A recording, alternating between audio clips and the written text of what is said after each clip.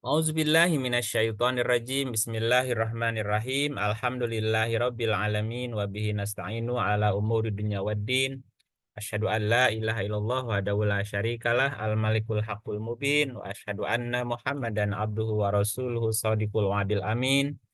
Salatan wa salaman daimaini mutalazimaini ala asrofil mursalin sayyidina Muhammadin wa ala alihi wa sahbihi ajmain amma ba'du. Bapak dan Ibu, sahabat-sahabat kami sanui, selamat sore ayyuhal mukminun. Assalamualaikum warahmatullahi wabarakatuh. Alhamdulillah kita bersyukur kehadirat Allah yang masih memberi kepada kita kesempatan juga kesehatan sehingga kita bisa kembali bersilaturahim atau belajar bersama melanjutkan diskusi kita tentang makna anfus atau nafas ya. Kemarin kita sudah sampaikan beberapa hal yang dilakukan atau yang bisa dilakukan oleh nafas yang sifatnya positif. Ya, pertama bahwa nafas itu suka membaca Alkitab, kemudian nafas juga mau berjanji, nafas juga mau mencari keridhaan Allah, kemudian juga bahwa didatangkan juga Musa, Isa yang diperkuat oleh Ruhul Kudus. Nafas juga diturunkan Alkitab. Kemudian juga nafas tidak dibebani kecuali dengan kemampuannya. Kemudian yang berikutnya nafas juga boleh mengawini nisa dengan kekuatan azam. Dan yang terakhir bahwa nafas itu dikuatkan dengan pengembangan.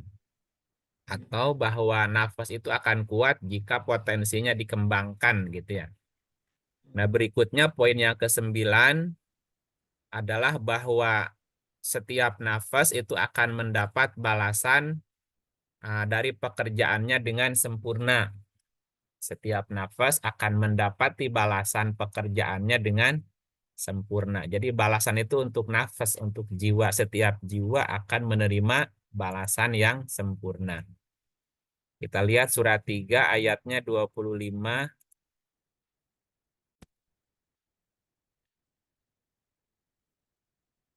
3 ayatnya 25.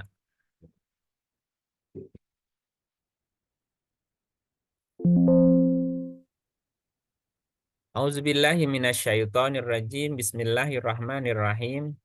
Surah Ali Imran surat ketiga ayatnya 25. Fakaifa idza jama'nahum liyaumil la raiba fihi wa wufiyat kullu nafsim ma kasabat wa hum la yudlamun. Bagaimanakah nanti apabila mereka kami kumpulkan di hari kiamat yang tidak ada keraguan tentang adanya. Wa wufiyat kullu nafsin, dan disempurnakan kepada tiap-tiap nafsin, tiap-tiap diri, diartikannya diri, dan disempurnakan bagi tiap-tiap nafas, bagi tiap-tiap diri balasan apa yang diusahakannya, sedang mereka tidak dianiaya. Artinya setiap nafas akan diberi balasan sesuai dengan apa yang diusahakannya. Juga di ayat 30 kita lihat. Pada hari ketika tiap-tiap diri, tiap-tiap nafas, yauma tajidu kullu nafsin nafas. Pada hari ketika tiap-tiap diri, tiap-tiap nafas mendapati segala kebajikan dihadapkan di mukanya. Begitu juga kejahatan yang telah dikerjakannya. Ia ingin kalau kiranya antara ia dengan hari itu ada masa yang jauh, dan Allah memperingatkan kamu terhadap diri siksanya. Dan Allah sangat penyayang kepada hamba-hambanya. Ini juga ada pesan yang serupa bahwa tiap-tiap diri akan mendapat apa yang ia kerjakan, baik maupun buruk ya. Juga kita lihat di surat yang sama 161. Surat 3, 161. Tidak mungkin seorang nabi berkhianat dalam urusan harta rampasan perang. Barang siapa yang berkhianat dalam urusan rampasan perang itu, maka pada hari kiamat ia akan membawa apa yang dikhianatkannya itu. Kemudian tiap-tiap diri, tiap-tiap nafas akan diberi pembalasan tentang apa yang ia kerjakan dengan pembalasan yang setimpal, berarti sempurna ya. Sedang mereka tidak dianiaya. Nah, 3 ayat ini berarti menerangkan bahwa setiap nafas, setiap diri akan mendapatkan balasan pekerjaannya dengan sempurna.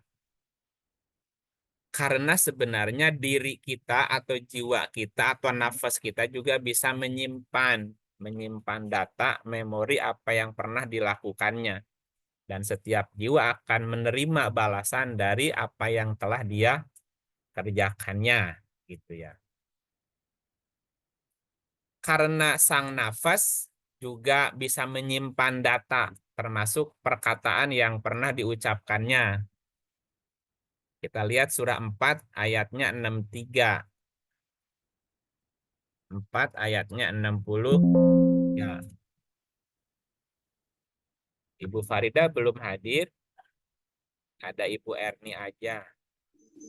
Bu Faria masih di Saya luar. aja, Pak. Iya, Pak. iya. Sip. Auzubillahiminasyaitonirrajim. Bismillahirrahmanirrahim. Mereka itu adalah orang-orang yang Allah mengetahui apa yang di dalam hati mereka. Karena itu berpalinglah kamu dari mereka dan berilah mereka pelajaran. Dan katakanlah kepada mereka perkataan yang berbekas pada jiwa mereka. Iya. Katakanlah kepada mereka perkataan yang membekas pada jiwa. Berarti setiap perkataan juga ada bekasnya di dalam jiwa atau di dalam anfus. Anfus itu jiwa, diartikannya kan bisa diri. Bahwa setiap perkataan itu ada bekasnya di dalam jiwa. Dalam bahasa psikologi itu ada istilah yang disebut dengan luka jiwa ya Bu ya. Luka jiwa itu apa artinya? Perkataan-perkataan yang negatif itu kan jadi luka ya, dimarahi, luka jiwanya, dibully, luka jiwanya kan banyak orang-orang yang jiwanya luka gitu kan. Dan setiap kita mungkin juga punya luka jiwa yang pernah dialami masing-masing. Nah, si luka jiwa itu jika tidak diobati kan bisa muncul banyak penyakit di hari berikutnya kan gitu. Dulu mah nggak kerasa gitu, tapi disimpan di dalam luka gitu kan. Dimarahi luka gitu kan, dibully luka gitu. Dan seterusnya ya. Bagaimana Bu pendapat Ibu? Iya, luka hati, Pak. Luka hati apa luka jiwa istilahnya itu Bu? Nah, kalau disebutkan di sini katakanlah kepada mereka perkataan yang berbekas pada jiwa. Berarti perkataan positif juga bisa membangkitkan semangat kan? Nah, jadi kata-kata itu seperti mantra gitu. Satu sisi dia bisa melukai, tapi sisi lain juga dia bisa menginspirasi kan gitu. Kata-kata itu dan itu membekasnya di dalam jiwa gitu. Boleh jadi kita tidak sadar berkata-kata sesuatu yang membuat orang lain terluka gitu. Atau sebaliknya, kita mungkin lupa pernah menyampaikan kata-kata yang membuat orang lain mendapatkan semangat atau terinspirasi dengan kata-kata kita bisa aja gitu. Karena perkataan itu juga berbekas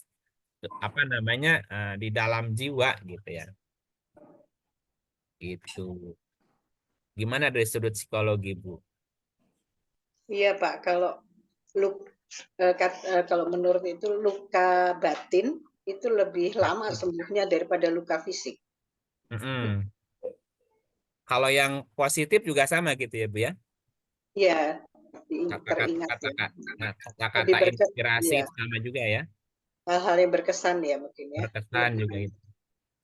Iya Pak, pengalaman yang menyenangkan dan tidak menyenangkan itu kan tertanam pada anak.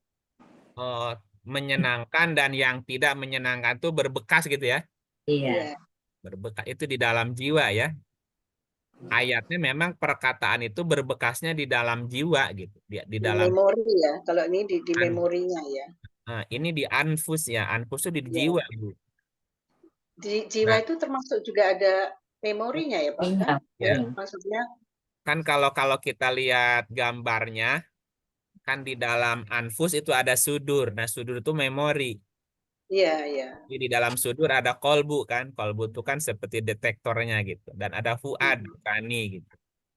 Mungkin di dalam sudurnya tersimpan atau di dalam Iya, jiwanya. Luka jiwa atau luka batin istilahnya, Bu ya. iya. Orang, Pengalaman yang menyenangkan dan yang tidak menyenangkan itu kan berbekas gitu. iya, iya. Gitu. Dan itu bisa bisa berefek kepada perilaku nggak, Bu? Bisa, Pak. Bisa banget. Bisa banget. Bisa bisa membunuh juga, membunuh karakter bisa ya. Iya, bisa. Bisa. Kalau anak yang sering kali misalnya dilabes sebagai anak bodoh gitu ya. Nah, itu kan nanti dia juga akan berkembang jadi anak yang dia mempercayai bahwa dia tuh bodoh sehingga mungkin jadi nggak percaya diri, jadi menghindari hal-hal yang dia anggap dia nggak bisa lakukan misalnya. Jadi berpengaruh pada perilakunya pasti. Iya. Iya Pak. Ya artinya kan Makanya, mesti berhati-hati juga dengan kata-kata ya kalau gitu ya. Iya, betul. gak usah kata-kata Pak, nama aja juga harus Ya, hati-hati. labeling juga bisa hati-hati ya. Iya. Label gitu ya. Ya makanya ada ayat ini surat 17:53.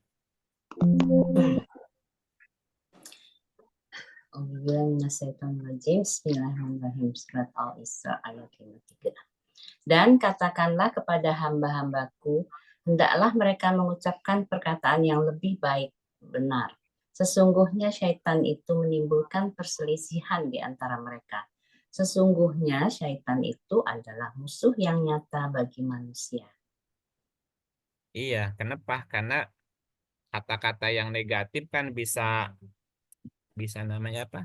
Ya bisa menimbulkan perselisihan gitu. Apakah perselisihan dengan dirinya atau perselisihan dengan orang yang lain? Hanya perintahnya katakanlah kepada hamba-hambaku hendaklah mereka mengucapkan perkataan yang lebih baik gitu. Artinya kan kita mesti bisa memilih kata-kata yang lebih positif ya gitu daripada yang membuat orang luka tadi ya. Kalau kita lihat surah 4:63 gitu. Yang tadi yang ulang ya. Kembali ke tadi ya, Ya. 4:63. Kenapa? Karena setiap kata-kata itu kan membekas ya. Oh, iya. Nih, Bismillahirrahmanirrahim. Mereka itu, dibaca lagi Pak. sekali lagi ya. Mereka itu adalah orang-orang yang Allah mengetahui apa yang di dalam hati mereka. Karena itu berpalinglah kamu dari mereka dan berilah mereka pelajaran. Dan katakanlah kepada mereka perkataan yang berbekas pada jiwa mereka. Iya, berarti jiwa itu bisa menyimpan setiap perkataan kan? Bisa bisa menyimpan atau merespon setiap kata-kata gitu. Dan pasti itu ada pengaruh gitu. Kalau kalimatnya membekas berarti ada efek kan? Iya. Kalau dia sering di apa namanya dinasihatin dengan kata-kata positif atau diberi motivasi itu juga bisa jadi bekas juga buat dia. Dan itu bisa berpengaruh gitu pada perilaku ke depannya kan gitu. Ya itu yang nomor berapa? Nomor 10 ya. Yang nomor berikutnya bahwa nafas itu adalah utusan atau rasul bagi manusia, bagi nas ya. Nah, ini 463. Kadang lihat 479 ya. 479. 4 ayatnya 79. Bismillahirrahmanirrahim. Surat 4 ayat 79. Apa saja nikmat yang kamu peroleh adalah dari Allah, dan apa saja bencana yang menimpamu, maka dari kesalahan dirimu sendiri. Kami mengutusmu menjadi rasul kepada segenap manusia, dan cukuplah Allah menjadi saksi. Ya, ini ada kalimat apa? Kami Wa arsalnaka dari awal. Apa saja nikmat yang kamu peroleh adalah dari Allah. Dan apa saja bencana yang menimpamu maka dari dirimu sendiri. Famin nafsika. Nafsika diartikannya diri. Diri ya. Jadi itu kan nafas. Nafas itu kan jiwa juga artinya. Kami mengutusmu. Nah, mu-nya kemana? Ke diri tadi. Kami mengutusmu diri si jiwa tadi menjadi rasul kepada nas, kepada manusia. Manusianya menggunakan kata-kata nas. Nah, di dalam Quran sebutan manusia itu ada beberapa kata, Bu. Pertama nas, yang kedua insan, yang ketiga bashar. Nah, secara kalimatnya berbeda itu punya makna yang berbeda. Bahwa nafas itu adalah rasul bagi nas. Ya, jiwa itu adalah rasulnya bagi manusia. Nas itu lebih cenderung kepada unsur jasad. Kalau nas lebih lebih cenderung kepada unsur jasadnya, Bu. Nah, berarti rasulnya jasad atau gini, jiwa itu jadi utusan bagi jasad gitu. Karena nas lebih cenderung kepada unsur badania atau unsur-unsur fisiknya gitu. Nah, jiwa itu adalah utusan atau rasul bagi nas tadi, bagi jasadnya.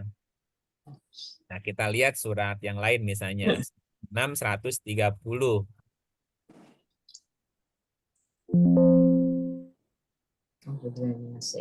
Bismillahirrahmanirrahim. Surat Al-An'am ayat 130. Hai golongan jin dan manusia, apakah belum datang kepadamu rasul-rasul dari golongan kamu sendiri yang menyampaikan kepadamu ayat-ayatku dan memberi peringatan kepadamu terhadap pertemuanmu dengan hari ini? Mereka berkata, kami menjadi saksi atas diri kami sendiri.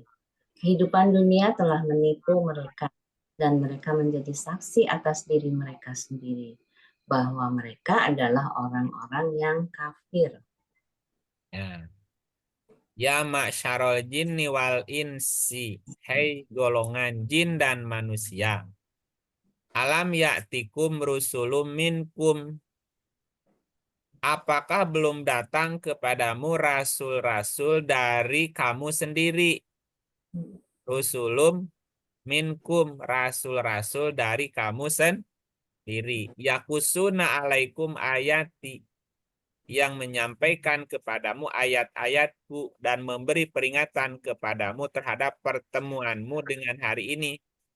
Mereka menjawab, mereka menjawab, syahidna ala anfus. Syahidna ala anfus. Kami menjadi saksi atas jiwa kami sendiri. Kami menjadi saksi atas diri kami. Dirinya anfus nih, jiwa berarti ya. Nah, berarti jiwa itu adalah rasulnya bagi nas. Karena nas lebih cenderung kepada unsur badania, unsur fisiknya. Maka jiwa diutus kepada fisiknya manusia untuk memberikan peringatan gitu. Karena jiwa itu kan juga di dalamnya ada unsur rasa. Maka jiwa bisa merasakan sesuatu yang tidak bisa dirasakan oleh raga gitu. Maka jiwa ngingetin. Kalau tubuh udah butuh asupan makanan, maka rasa akan keluar tuh rasa lapar gitu. Rasa lapar itu kan berarti memberi tanda. Memberi tanda kalau mata itu ngantuk berarti ngasih tanda tubuh butuh istirahat misalnya gitu, Bu. Kalau perut udah terasa lapar berarti jiwa memberi tanda bahwa tubuh kita butuh makanan. Tubuhnya sendiri itu kan kalau tidak ada rasa tidak bisa merespon apapun gitu. Makanya sang jiwa atau sang nafas adalah utusan bagi sang raga tadi gitu. Karena si nafas memberikan peringatan gitu. Makanya ayatnya gitu. Rasul dari kamu sendiri yang menyampaikan ayat-ayatku dan memberi peringatan kepadamu, termasuk memberi peringatan terhadap pertemuanmu dengan hari ini. Hari ini itu kan ketika manusia bertemu dengan Tuhannya. Orang yang menjelang datangnya ajal atau menjelang datangnya sakaratul maut juga si sang jiwa itu memberi tanda, memberikan peringatan, Bu. Ada kan beberapa orang yang bisa mendeteksi atau merasakan bahwa kematiannya tidak lama akan datang gitu kan. Bahkan sebenarnya kematian itu datang ngasih tahunya setahun sebelumnya. Setahun, 40 hari, 20 hari, 10 hari, 3 hari, hari hanya tuh.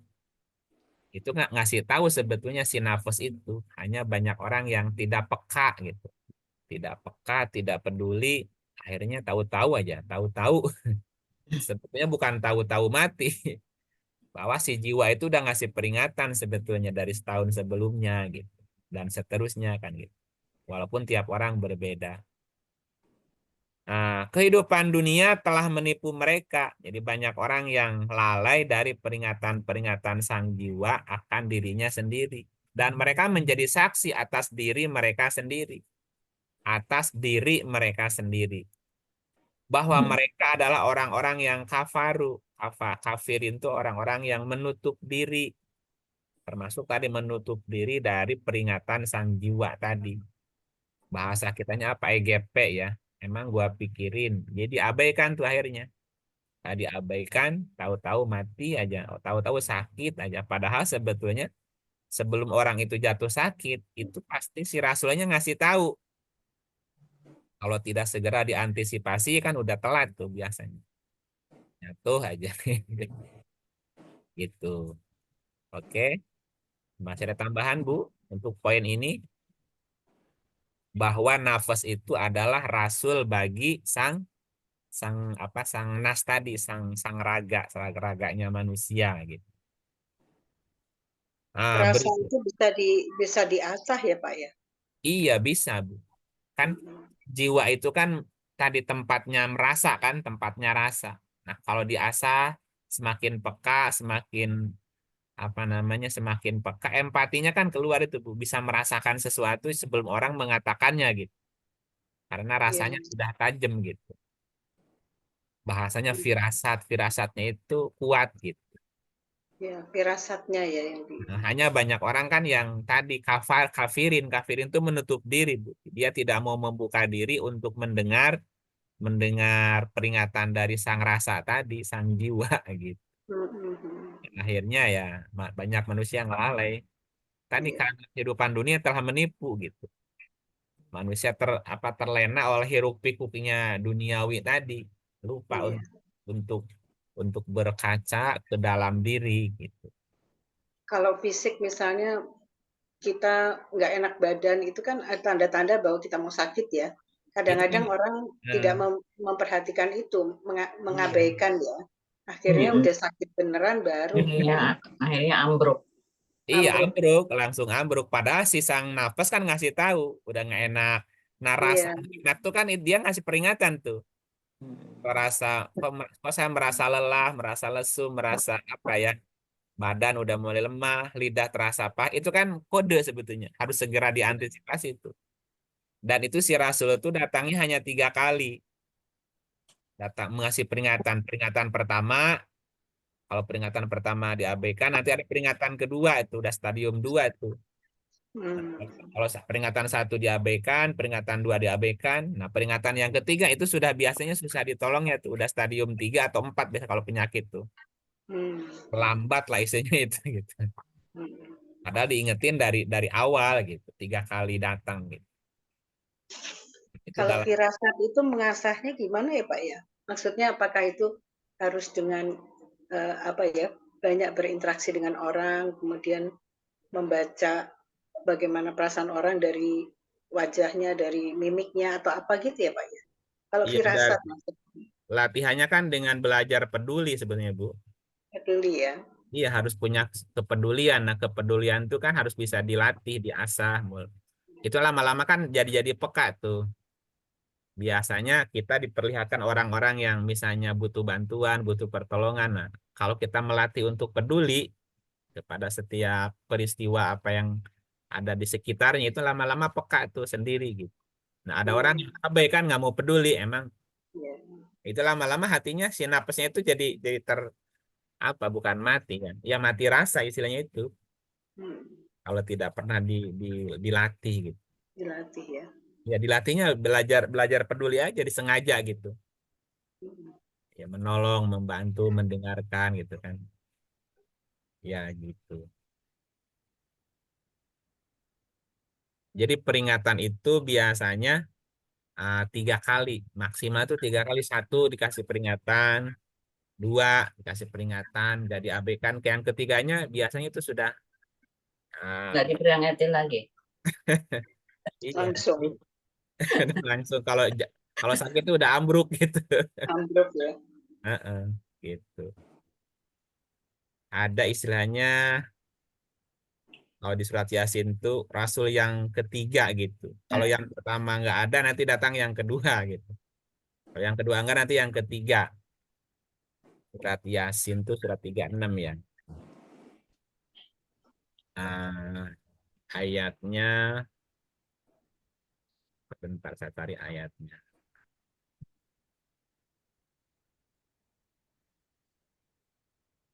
Yasin ayatnya 20. Apa ya? Ini bukan Yasin.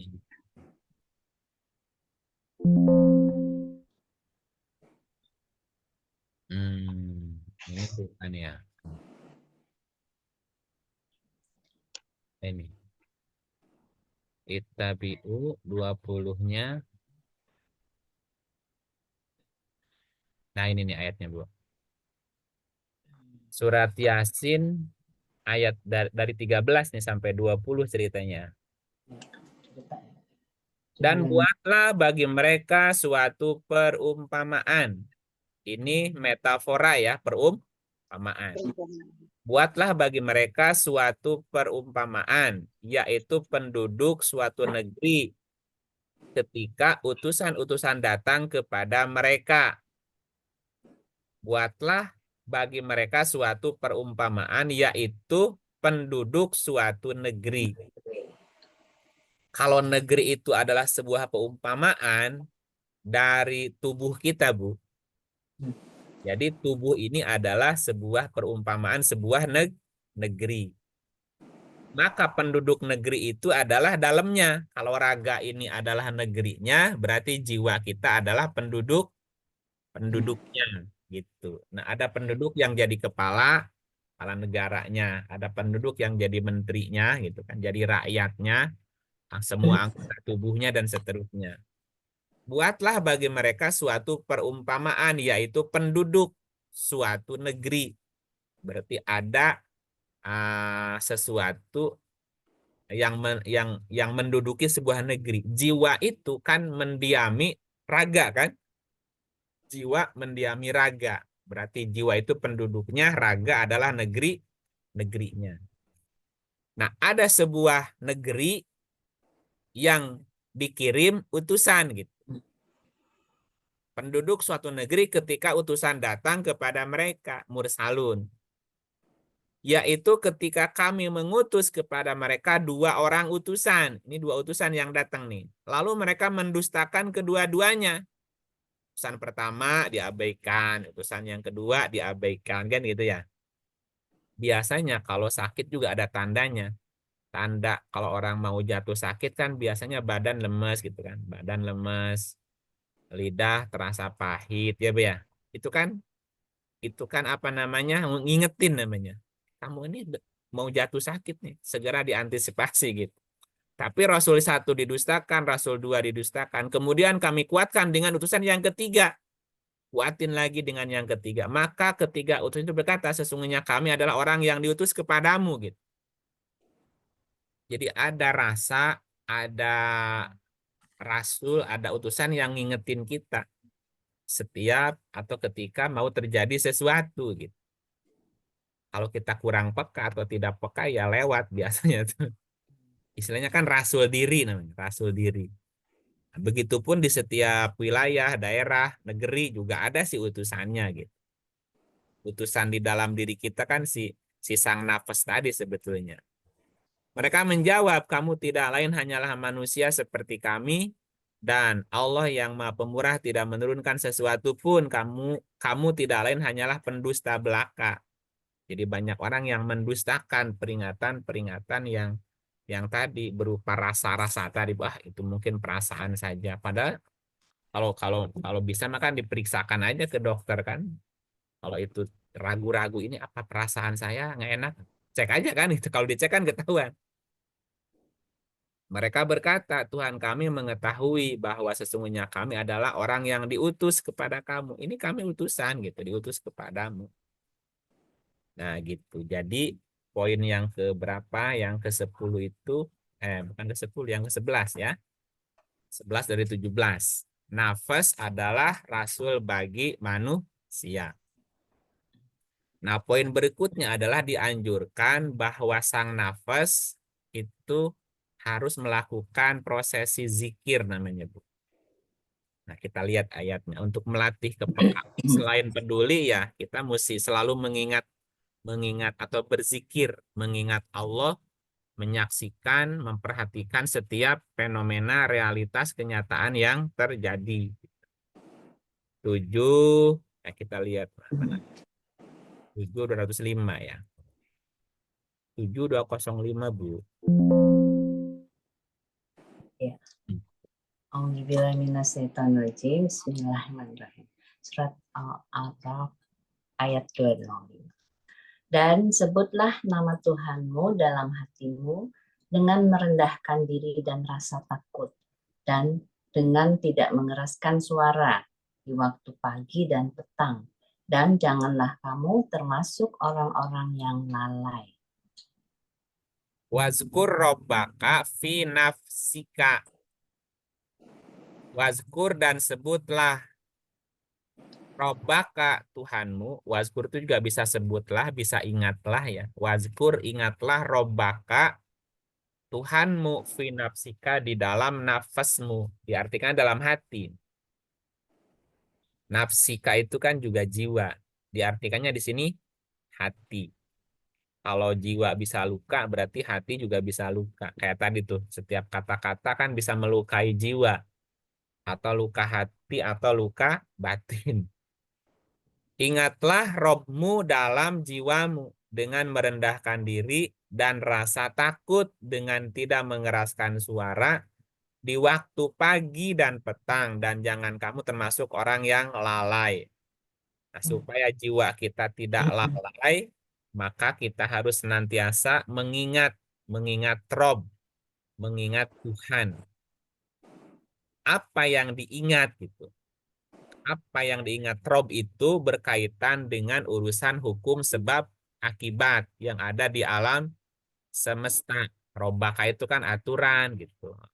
Rob itu yang mengatur, yang mengurus, yang memelihara, dan semuanya memelihara dengan hukum tadi. Ingatlah setiap hukum semesta, hukum sebab akibat yang ada di alam semesta. Ingatlah setiap hukum sebab akibat di dalam jiwamu gitu. Karena tadi setiap jiwa juga akan diberi balasan yang sempurna atas setiap pekerjaannya gitu. Nah, dengan selalu mengingat Rob, dengan selalu berzikir, menyebut nama Tuhan, itu juga bisa membuat jiwa kita makin matang dan makin peka tadi Bu ya. Peka dengan setiap peristiwa gitu. Karena jiwanya senantiasa memperhatikan apa yang terjadi gitu. Berkaitan dengan hukum sebab akibat. Juga di ayat yang lain cerita yang berbeda bahwa nafas itu juga bisa beriman gitu. Nafas juga bisa beriman.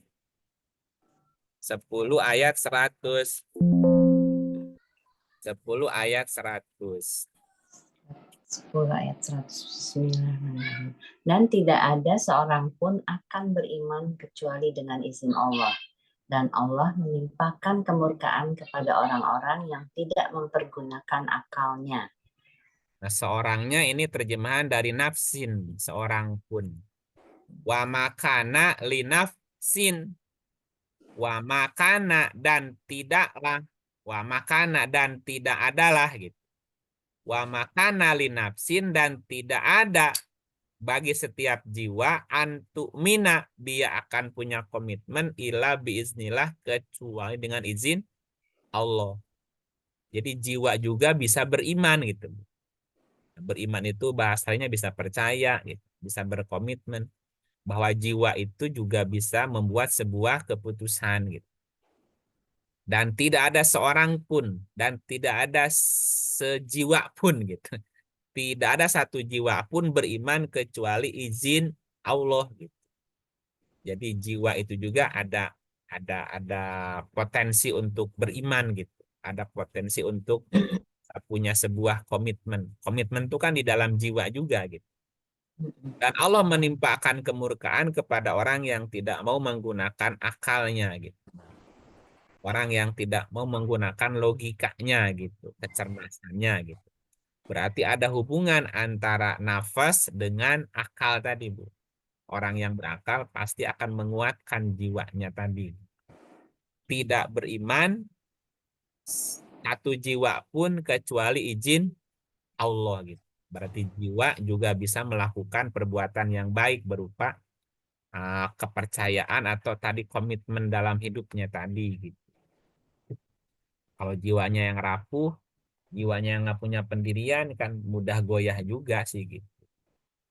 Ya.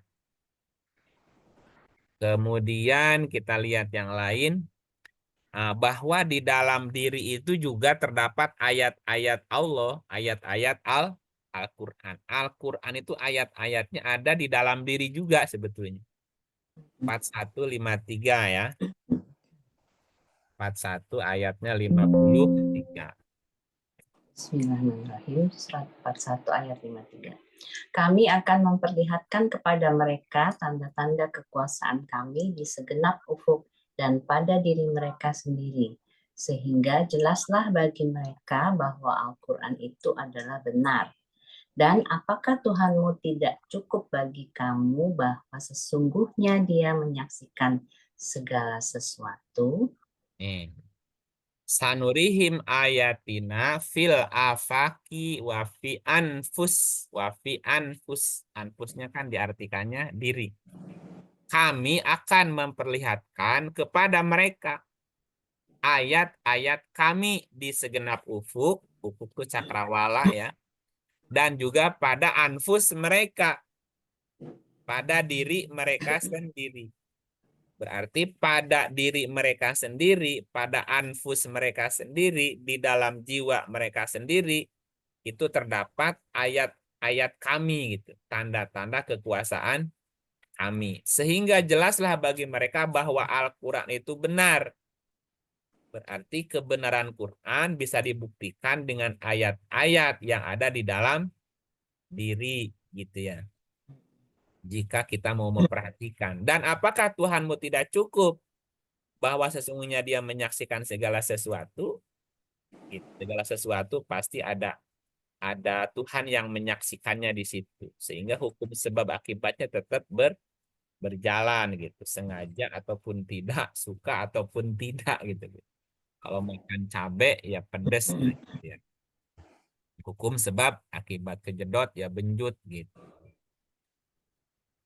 Berikutnya adalah bahwa sang nafas, sang jiwa juga bisa memperhatikan, dapat memperhatikan apa yang telah dilakukannya untuk esok. Artinya jiwa itu bisa mengingat apa yang pernah dilakukannya untuk hari esoknya gitu. Dan sang jiwa juga bisa punya kemampuan untuk melihat masa depannya apa yang dilakukan hari ini gitu. Nah, kita lihat 5121.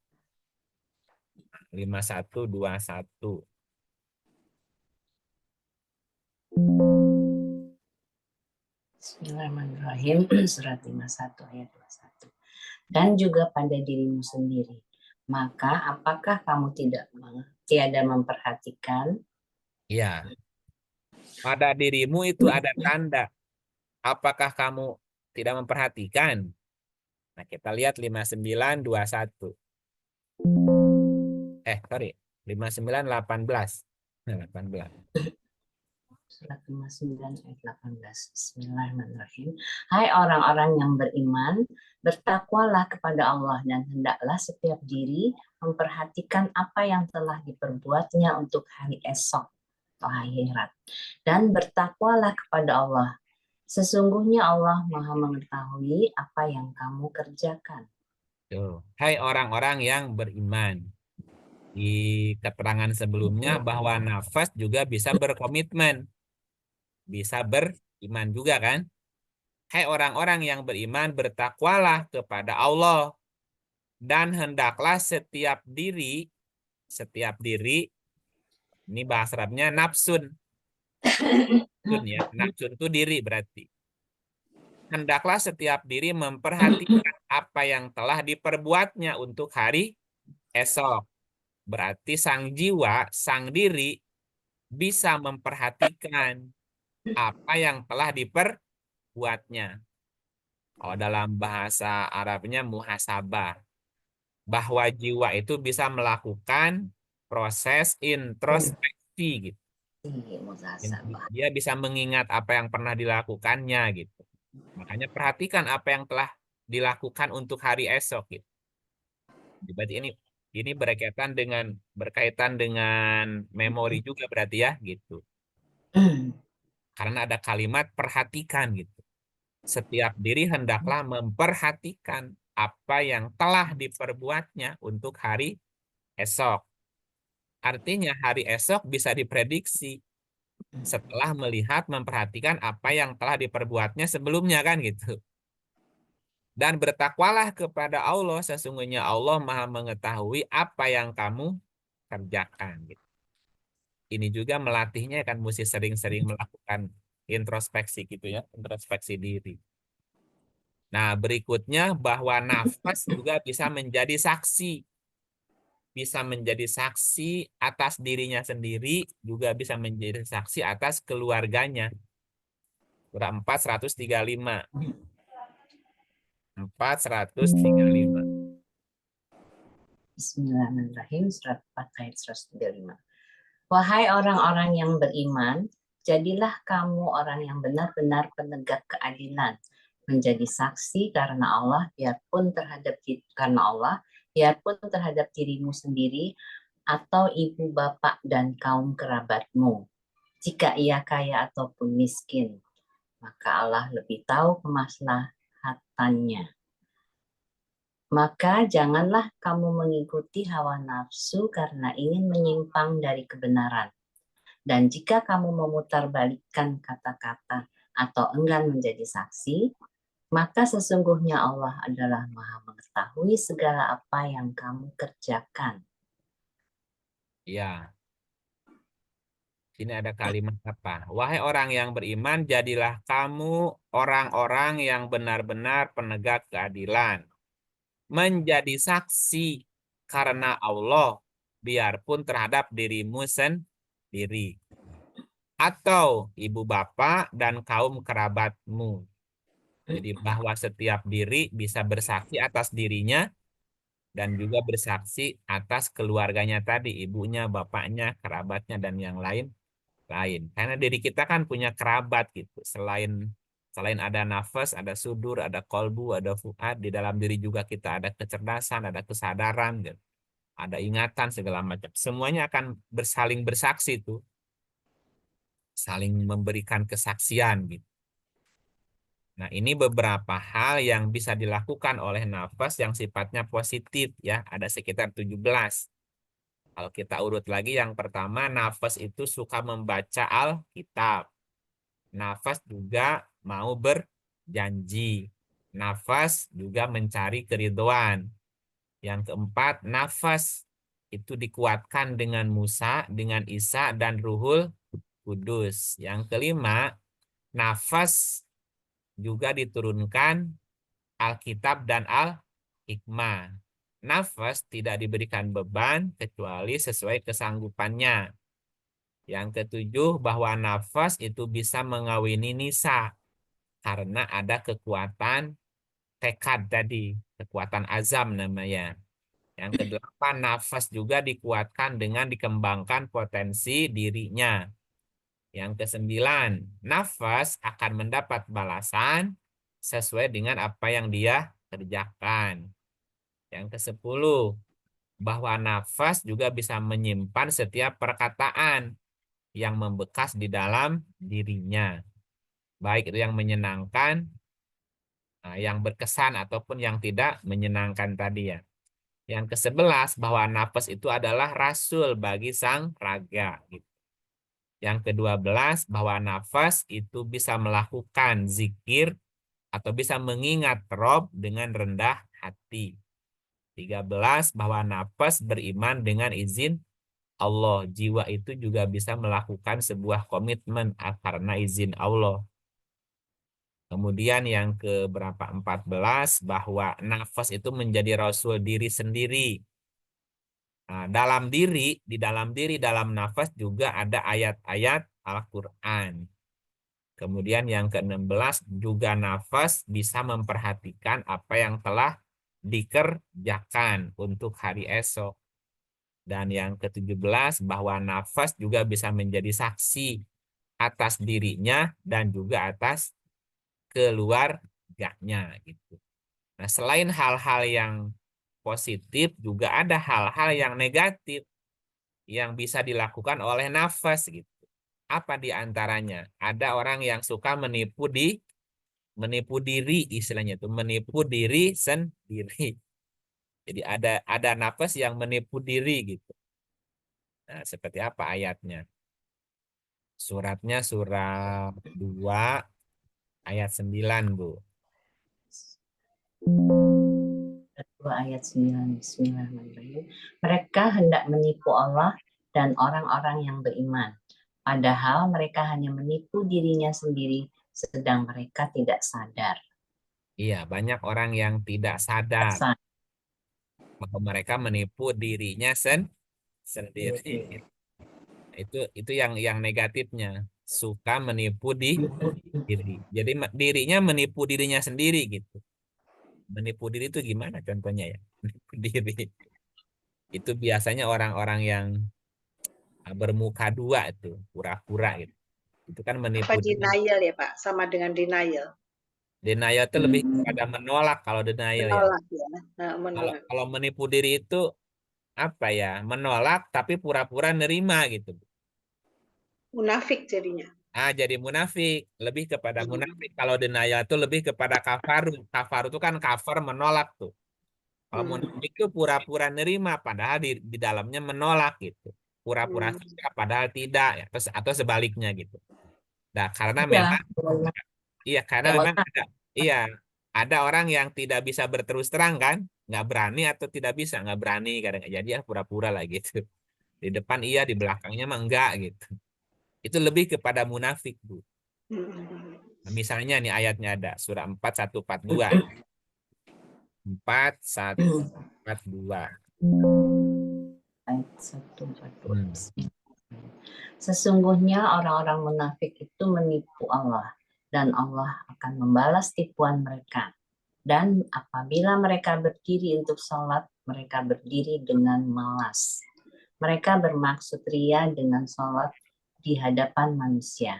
Dan tidaklah mereka menyebut Allah kecuali sedikit sekali. Nah gitu. Jadi lebih kepada munafik.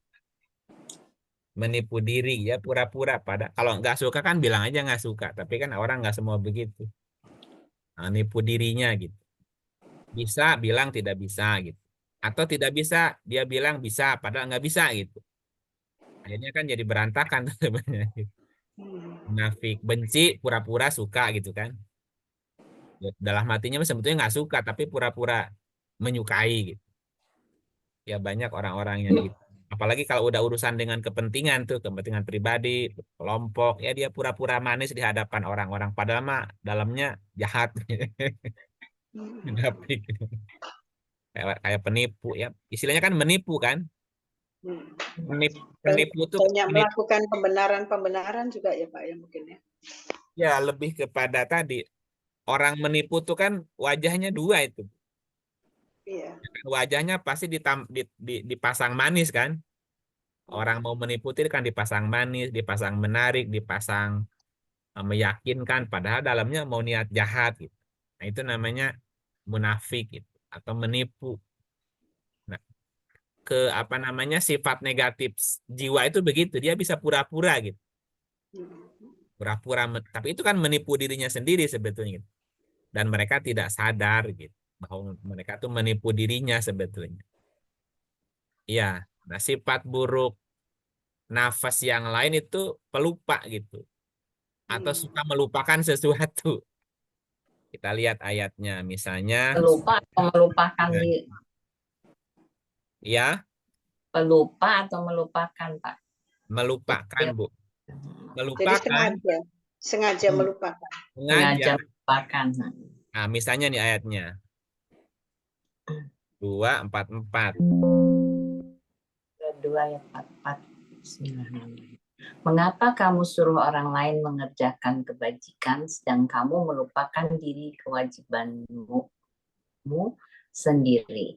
Padahal kamu membaca Alkitab Taurat, maka tidaklah kamu berpikir, tidakkah kamu? Ya, Taurat tuh kenapa jadi Alkitabnya Taurat, Pak?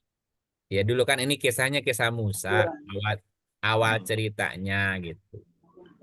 Awal ceritanya ini adalah kisahnya Musa dan kisah kaumnya Nabi Musa gitu. Musa. Tapi kan ayatnya berlaku buat semua sebetulnya. Mengapa kamu suruh orang lain mengerjakan kebajikan sedang kamu melupakan dirimu gitu. Nah, melupakan diri. Padahal kamu membaca Alkitab. Mu Taurat, mu Injil, mu Quran kan gitu. Apakah kamu tidak berpikir gitu? Jadi ada orang yang melupakan dirinya sendiri. Orang lain disuruh makan, dirinya lupa makan, kelaparan. Orang lain suruh belajar, dianya nggak mau belajar. Belajar. Orang lain disuruh jadi orang baik, dianya tidak jadi orang baik. Melupakan dirinya namanya, Bu. Nah, jadi kayak kayak apa tuh contohnya tuh? Kayak calo, Bu, calo, calo di mana? Calo di apa tuh? Terminal. Bandung, Bandung, Bandung, Bandung. Orang pada naik ke Bandung, gitu. Jawa, Jawa, Jawa, naik ke Jawa. Dianya tetap aja di situ. Nah, kemana-mana melupakan dirinya namanya. Gitu. Ada istilah kalau guru itu digugu ditiru. Tiru. Iya digugu ditiru. Gitu. Kalau kalau nyuruh dianya tidak melakukan, terus muridnya niru apa Bu? yang di, yang diikuti kan perilakunya. Iya, nah ada orang yang melupakan dirinya gitu, melupakan diri. Dia bilang atau dia menasihati anak muridnya supaya jadi orang yang sabar, tapi nasihatinya sambil marah-marah gimana Bu? Menasehati nggak boleh bohong padahal dia sendiri bohong. Nah gitu. Itu kan namanya melupakan dirimu gitu, melupakan Oh, dirimu. Ya, nggak apa nyuruh orang lain sabar, tapi dia cara cara menyuruhnya juga nggak sabaran gitu. Jadi orang Sabar. sabar makanya, tapi dia sendiri nggak sabar. Gitu. Itu kan melupakan diri. Ya, kita kan banyak hal-hal yang gitu. Jadi si jiwa itu melupakan diri, melupakan dirinya gitu. Bahasa Arabnya tansauna dari kata nasia. Kalau tadi khoda'a yukhodi'un. Itu karakter-karakter negatifnya, menipu diri. Yang pertama tadi ia menipu diri, melupakan diri gitu. Yang ketiganya apa namanya tergesa-gesa gitu. Kadang-kadang diri kita tuh ada sifat negatifnya tergesa-gesa tadi. Dalam bahasa Qur'annya menyembah anak lembu gitu. Menyembah anak lembu tuh tergesa-gesa, nggak sabaran tadi. Pengennya buru-buru gitu. Kayak anak lembu mau menyusu ibunya, nggak sabaran tuh. Kita lihat ayatnya. Tergesa-gesa. Surat 2:54. 2:54. Surat 2 ayat 54. Dan ingatlah ketika Musa berkata kepada kaumnya, "Hai kaumku, sesungguhnya kamu telah menganiaya dirimu sendiri karena kamu telah menjadikan anak lembu kesembahanmu. Maka bertaubatlah kepada Tuhan yang menjadikan kamu dan bunuhlah dirimu. Hal itu adalah lebih baik bagimu pada sisi Tuhan yang menjadikan kamu. Maka Allah akan menerima taubatmu. Sesungguhnya dialah yang maha penerima taubat lagi maha penyayang." Ya, ini ada Kok ada kalimat. bunuhlah dirimu? Iya, coba perhatikan kalimatnya. Wa id qala dan ingatlah, wa id qala Musa dan ingatlah ketika Musa berkata. Id qala Musa. Ingatlah ketika Musa. Nah, secara kita bacanya dari sudut kacamata konsep ya. Ingatlah ketika Musa berkata. Musa itu adalah kecerdasan atau pikiran yang tajam. Musa berkata kepada kaumnya. Berarti kaumnya itu kurang cerdas. Kalau Musa itu artinya pikiran yang tajam atau kecerdasan, berarti kaumnya kurang cerdas. Hai kaumku, sesungguhnya kamu telah menganiaya dirimu sendiri. Zolamtum anfusakum. Sesungguhnya kamu telah menjadikan dirimu gelap. Zolama itu artinya gelap. Zolim, zolama itu artinya gelap. Sesungguhnya kamu telah menjadikan dirimu gelap. Atau menggelapkan dirimu sendiri. Menggelapan itu bahasa lainnya gini. Ada orang yang masa bodoh. Masa bodoh itu menzolimi diri sendiri. Masa bodoh atau nggak mau tahu gitu, Bu. Itu juga zolama namanya. Jadi memilih zolim, memilih gelap gitu. Sesungguhnya kamu telah menganiaya dirimu sendiri. Kamu telah menjadikan dirimu sendiri gelap. Apa yang membuat dirimu gelap? Kamu telah menjadikan anak lembu sembahanmu. Asarabnya apa? Bittikhodikumul ijla. Kamu telah menjadikan ijla sebagai Tuhanmu. Ijla itu ajalah artinya tergesa-gesa, Bu. Sesungguhnya kamu telah menzolimi dirimu sendiri dengan menyembah anak lembu. Dengan memperturutkan sifat tergesa-gesa, sebenarnya kamu telah menjadikan dirimu gelap gitu, Bu. Makanya orang zolim itu gelap mata. Karena gelap mata dia bisa saja melakukan sesuatu yang buruk gitu karena gelap mata. Jadi sifat tergesa-gesa itu nggak bagus, membuat dirinya menjadi gelap gitu, Bu. Tidak bisa memilih. Kalau ada dalam bahasa Sunda itu istilah apa namanya? Caina herang, laukna benang gitu, Bu ya. Jadi untuk bisa menangkap ikan itu harus bersabar menunggu airnya jernih biar ikannya kelihatan gitu. Nah, ada orang yang tidak sabar langsung nyemplung ke kolam. Kolamnya belum jernih ya tambah keruh ikannya makin nggak kelihatan. Tapi kalau tenang, tenang, tenang kan jernih tuh. Nah, kalau udah jernih kan bisa kelihatan mana ikan, mana batu kan kelihatan, Bu. Mana ikan, mana yang bukan ikan gitu. Nah, sifat tergesa-gesa itu adalah karakter kaumnya Musa. Karena tergesa-gesa menjadi gelap. Karena gelap dia tidak bisa membedakan gitu. Mana baik, mana buruk. Nah, maka bertaubatlah fatubu ila bari'ikum.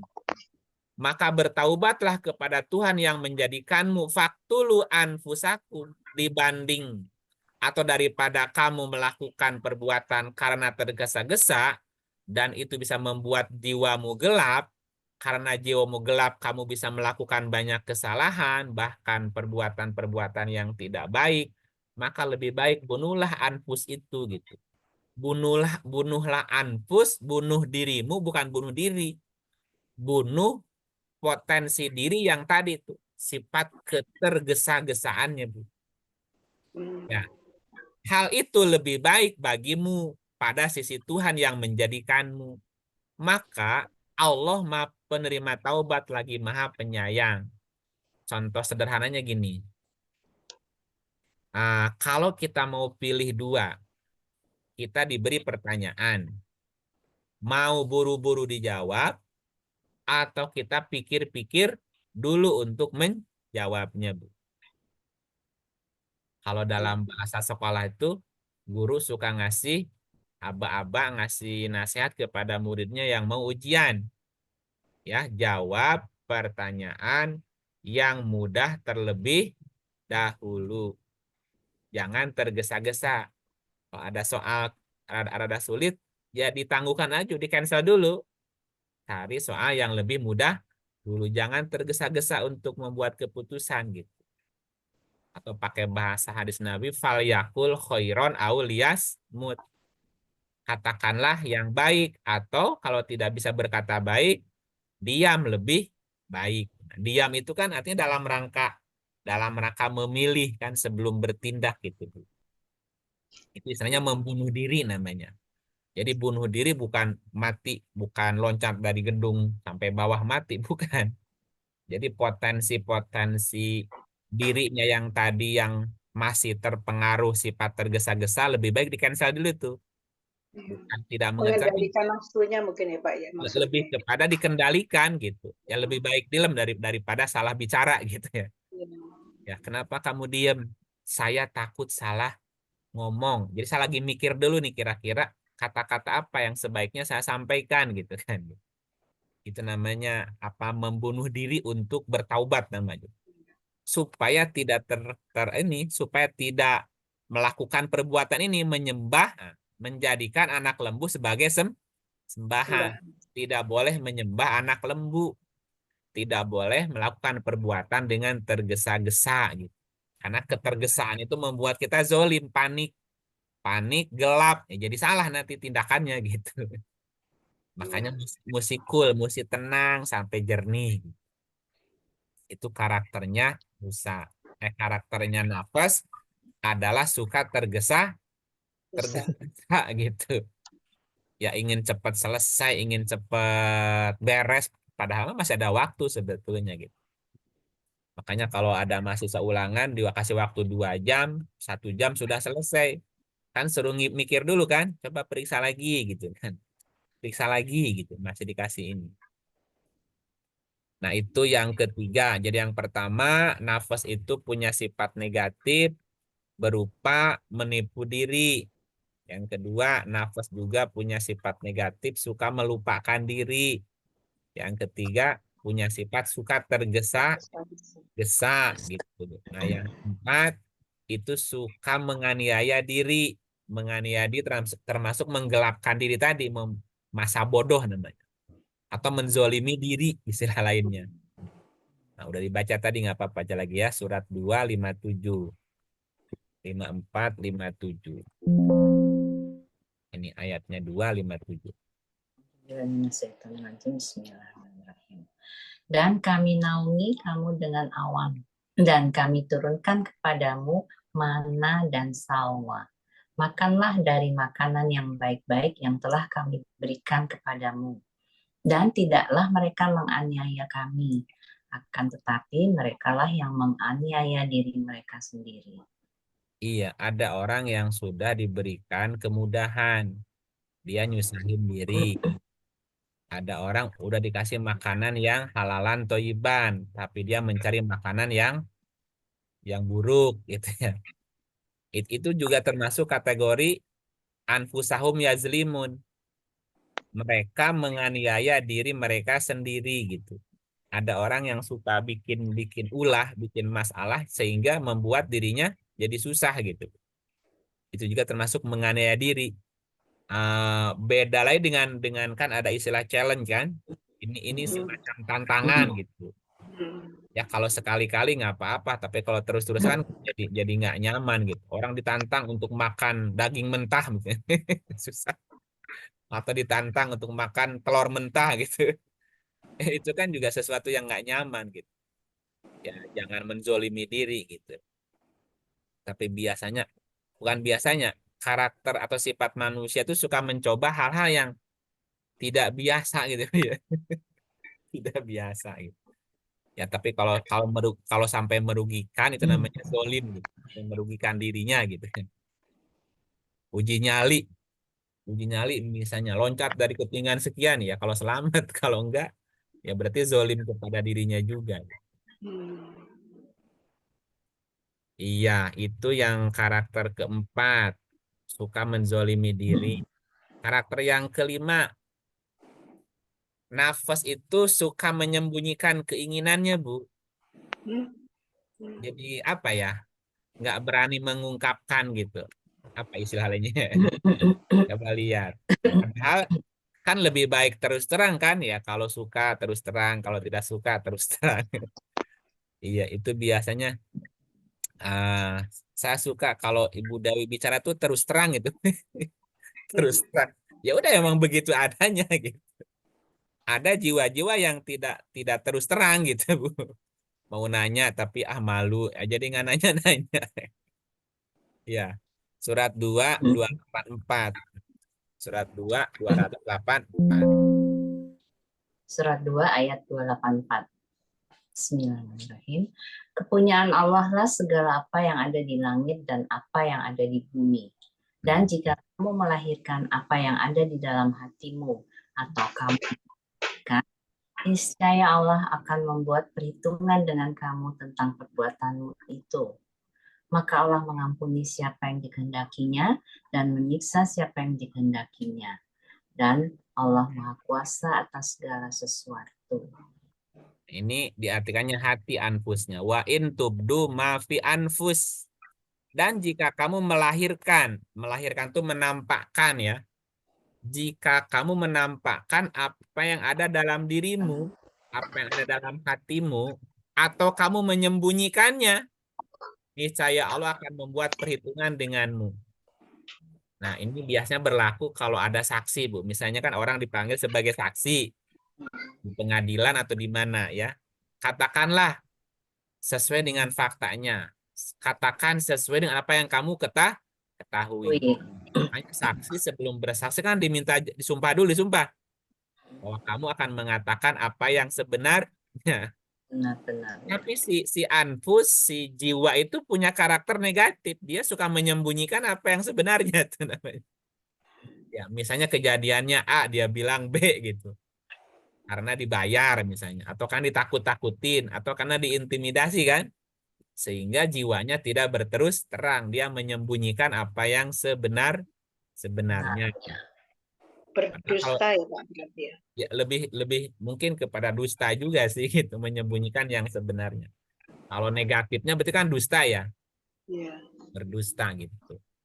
Itu juga karakter anfus yang lain, dia suka menyembunyikan sesuatu gitu. Padahal mah kalau terus terang dia lebih lebih baik kan gitu. Kalau Iya. jujur lebih tenang buat dia dibanding dengan berbohong gitu. Nah, dengan menyembunyikan sesuatu atau dia berdusta justru membuat jiwanya jadi resah kan, jadi tidak nyaman gitu. Iya. Itu berarti kan jiwa akan mendapat apa yang dia kerjakan gitu. Ini karakter negatif yang lain, suka menyembunyikan sesuatu. Atau bahasanya dia tidak mau ambil resiko gitu. Akhirnya dia mengungkapkan hal yang lain gitu, menyembunyikan yang sebenarnya. Sifat yang lain apa namanya gambling, apa gambling tuh Bu ya? Jiwa tuh suka gambling gitu. Gambling, Untung-untungan.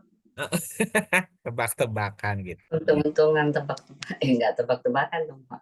Nah, coba lihat ceritain ini. Ceritanya contoh ya. Surat 2 ayat 361. 3 ayatnya 61. 3 ayat 61. Bismillahirrahmanirrahim. Siapa yang membantahmu tentang kisah Isa sesudah datang ilmu yang meyakinkan kamu, maka katakanlah kepadanya, marilah kita memanggil anak-anak kami dan anak-anak kamu, istri-istri kami dan istri-istri kamu, diri kami dan diri kamu. Kemudian marilah kita bermubahalah kepada Allah dan kita minta supaya laknat Allah ditimpakan kepada orang-orang yang dusta. anak-anak kami dan anak-anak kamu itu Nah, siapa, ini Pak? ada kalimat apa di sini ayatnya? Siapa yang membantahmu tentang kisah Isa sesudah datang ilmu yang meyakinkanmu, maka katakanlah kepadanya, marilah kita memanggil anak-anak kami dan anak-anak kamu, istri-istri kami dan istri-istri kamu, diri kami dan diri kamu. Ini dirinya menggunakan anfus nih. Wa anfusana wa anfusakum. Kalau abna, kalau kita baca perkata, siapa yang membantahmu tentang kisah Isa? Isa itu kan harapan pasti. Siapa yang membantahmu? Membantah tentang adanya harapan yang pasti setelah datang ilmu pengetahuan. Kan gini, kalau kita menggunakan sains ilmu pengetahuan, kan bisa dihitung, Bu. Pastinya berapa gitu kan? Iya, iya. Misalnya gini lah. Jika seorang mahasiswa dia belajar sungguh-sungguh, kuliah nggak pernah bolos, apa namanya ujian atau tugas nggak pernah tidak dikerjakan, gitu. Semuanya dan dia selalu selalu selalu melakukan apa yang seharusnya dilakukan, Bu. Itu kan harapan lulusnya berapa persen, Bu? Atau Lebih besar. lebih besar kan gitu.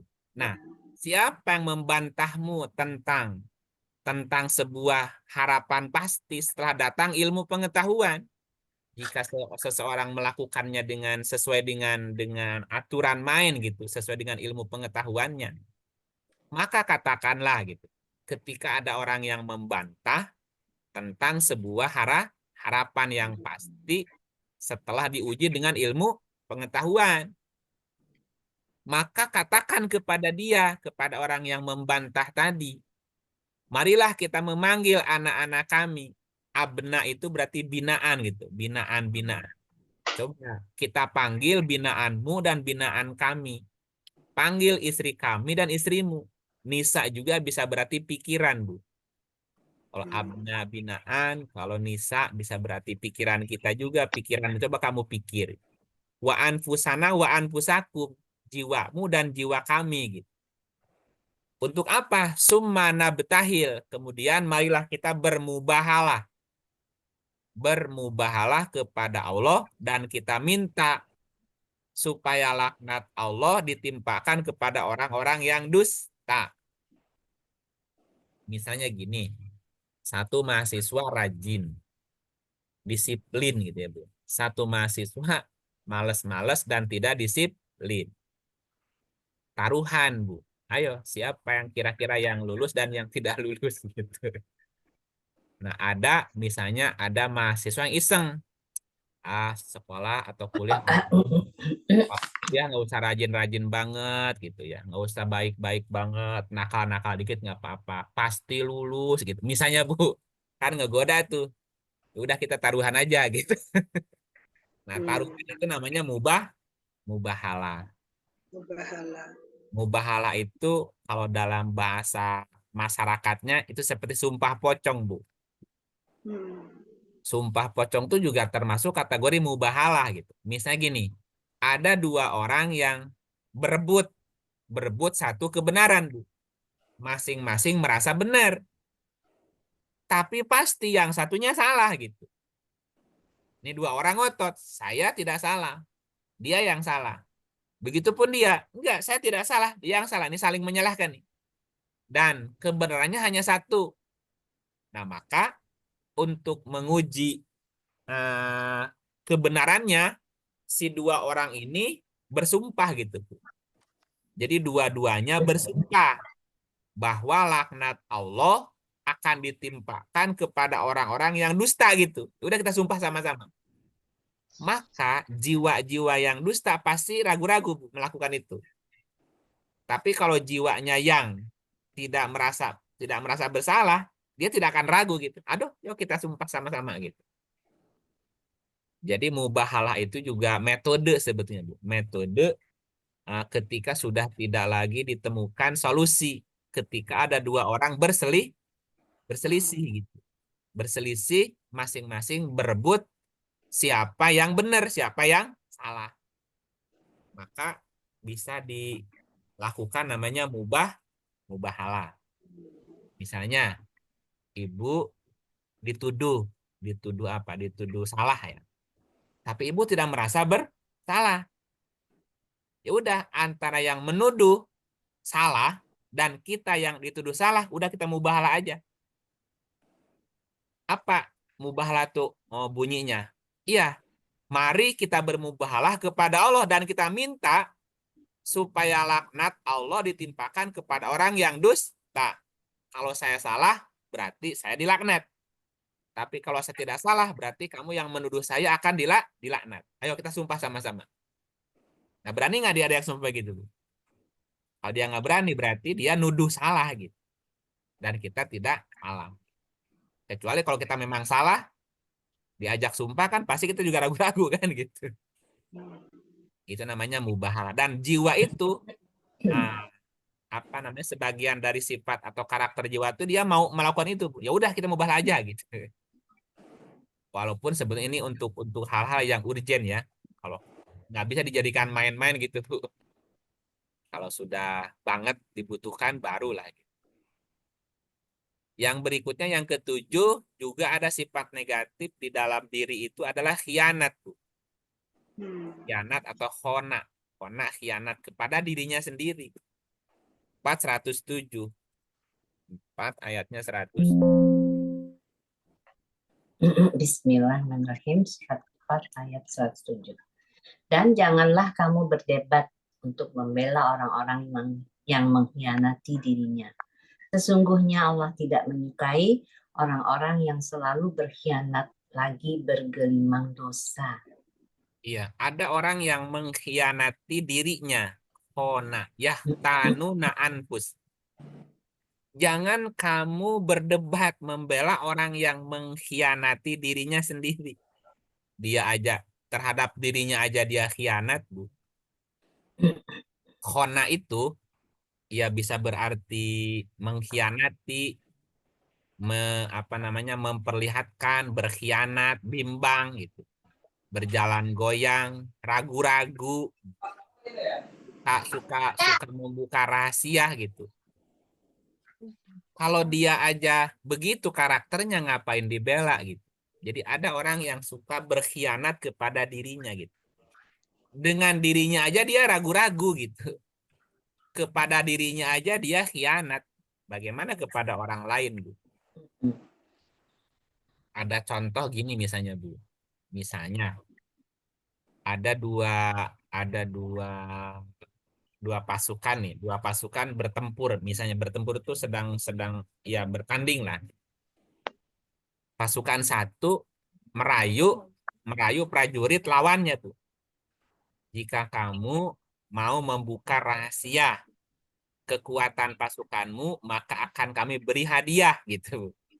Dan kamu akan kami angkat menjadi panglima atau menjadi pejabat di pasukan kami misalnya. Nah, jika dia mau membuka rahasianya sendiri, Bu, bagaimana dengan rahasia musuhnya kan gitu? Atau contoh lainnya apa? Kalau dia berkhianat untuk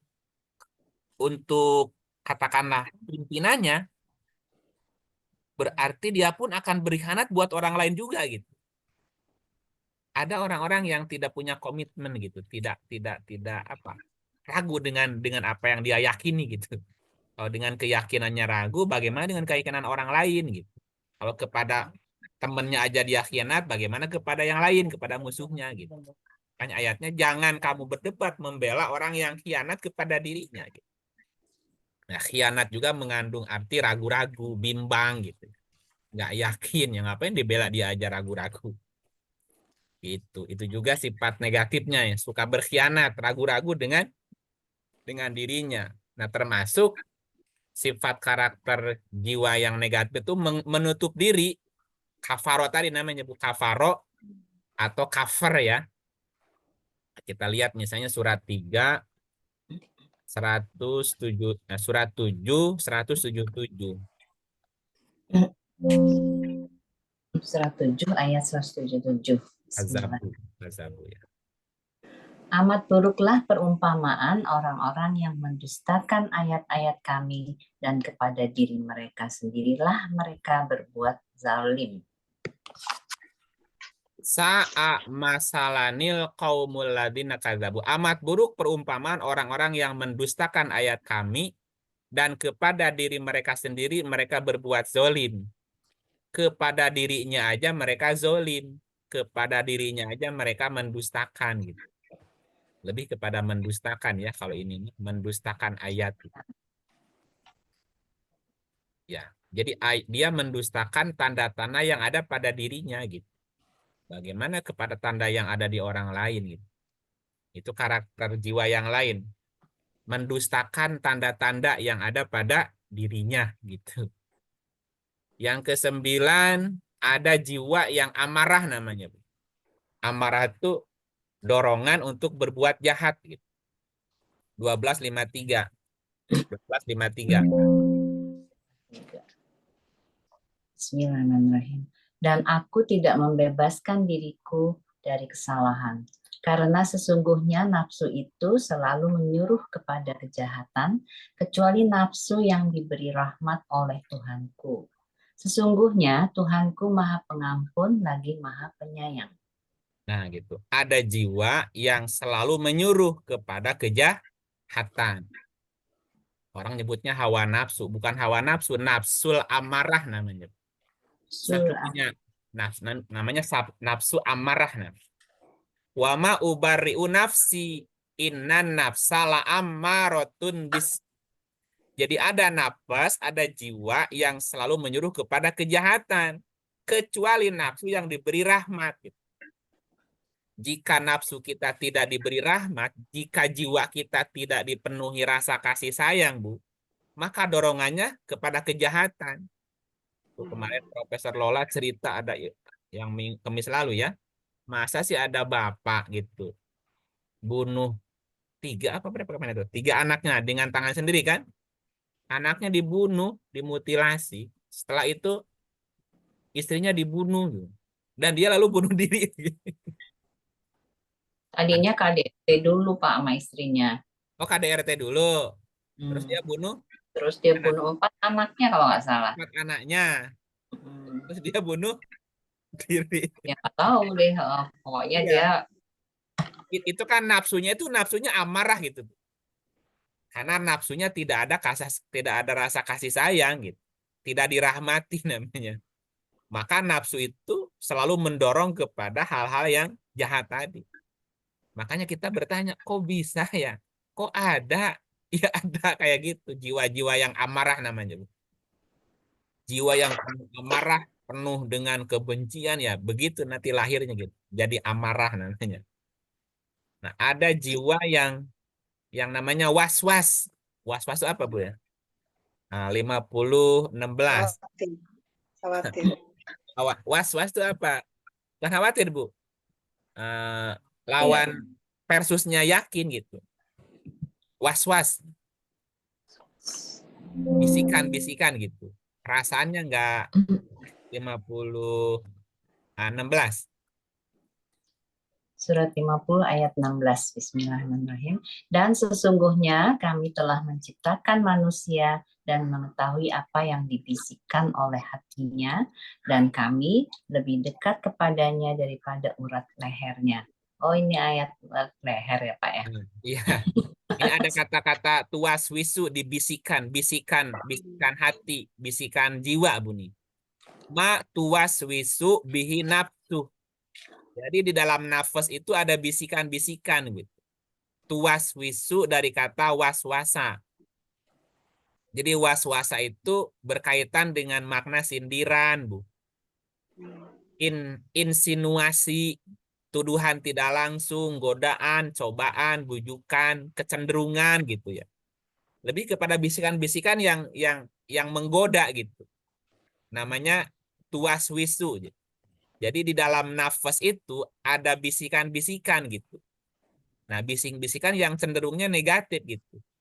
Mungkin tadi si bapak sebelum membunuh anaknya ada bisikan barangkali. Udah bunuh aja daripada riweuh gitu kan, ribet lah gitu, bisa jadi gitu kan gitu. Nah, bisikan itu juga kuat gitu. Bahkan setan juga membisikkan ke dalam sudur kan, yuwaswisu fi sudur. Nah, ini yuwaswisu bihi nafsu. Jadi di dalam jiwa juga selalu ada bisikan-bisikan gitu. Yang cenderung kepada hal-hal yang sifatnya negatif gitu. Nah, ada lagi yang terakhir, termasuk termasuk ini belum gangguan jiwa bukan ya Pak ya? apa dalam bahasa lainnya waham, Bu. Waham tuh gini. Misalnya orang Waham. Iya. misalnya orang habis wudhu nih, ragu-ragu. Aduh, takut nggak sempurna, wudhu lagi sampai sampai akhirnya habis air. Atau orang yang apa bahasa bahasa bahasa psikologinya itu, Bu? Ya Waham. waham ya. Waham gitu. Eh, Apa istilahnya itu bisa tadi? halusinasi bukan? Bukan ya? Bukan halusinasi apa? Waham, waham tuh dia tuh ragu-ragu gitu. Padahal udah, tapi balikan lagi, lakuin lagi gitu. Apa dalam bahasanya? Dan itu memang bikin capek sebetulnya. Tapi dia sendiri melakukan itu, nggak pernah. Kalau sembahyang itu bu takbirnya nggak bisa sekali. Kalau aduh nggak yakin, Nggak yakin gitu ya Pak ya? Jadi nggak nggak yakin, yakin ya? nggak yakin. Takut. Balik lagi. Ah jadi nggak beres-beres deh bu. Ini ujung-ujungnya gitu. Nyuci pakaian Obsesif aja nggak pernah kompulsif, beres. Ya, obsesif kompulsif. Iya. Dia Ragu lagi. jadi Nggak dia tuh yakin. kira terus dia ngerjain terus kayak orang yang suka cuci tangan atau nggak gitu bu. tutup pintu Cuci tangan, ulang. cuci tangan lagi. Dia nggak yakin cuci tangan lagi. Padahal udah bersih, tapi ragu-ragu cuci tangan lagi gitu. Apa istilahnya itu bu? Dia Iya. itu obsesif kompulsif Pak. Obsesi ya, obsesi ya. Obsesif kompulsif gitu. Kompulsif Pikiran yang selalu berulang karena dia nggak ulang-ulang yakin, terus Karena dia dengan nggak yakin. dia punya yang lakukan. kompulsif. Iya. Nah itu juga salah satu karakter jiwa yang negatif bu. Nah, itu gimana? Ada nggak obatnya bu kalau orang begitu? Ada tuh Ya, Pak ada terapinya. Di Mesti terapi, diterapi, Pak. mesti diterapi itu gimana supaya Iya. cuci tangan berkali-kali dia merasa nggak bersih gitu. Cuci tangan lagi. Nah itu namanya was-was namanya. Jadi jiwa yang was-was namanya. Nah yang terakhir ada jiwa yang namanya apa namanya takabur. Takabur atau kadang-kadang melampaui batas gitu. Kita lihat ayatnya.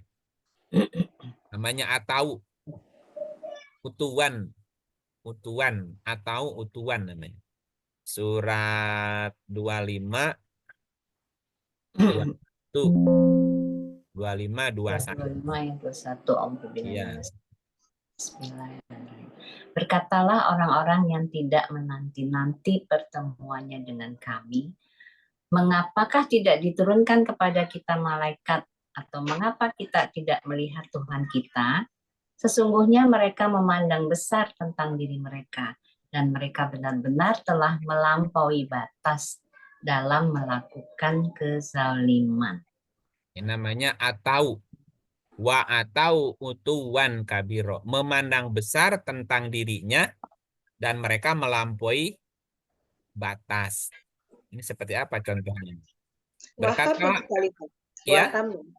Waham ya mungkin. Waham kebesaran, dia merasa dirinya Nah, hebat. iya. Kalau Itu tadi waham waham. itu ragu-ragu, ini waham kebesaran. Dia merasa dirinya besar, jadi sombong, padahal dia bukan apa-apa lagi. Apa waham kebesaran tuh? Kalau orang dulunya pejabat, Bu, padahal udah pensiun, udah nggak siapa. Tapi dia tetap masih merasa pejabat gitu. Megaloman. Itu enggak, Din, post power syndrome itu, Din. Iya. Post power syndrome itu juga penyakit jiwa. Bukan penyakit jiwa, itu jiwa yang negatif juga sebetulnya. Kalau sebut penyakit jiwa nggak itu kalau gitu ya, Bu ya?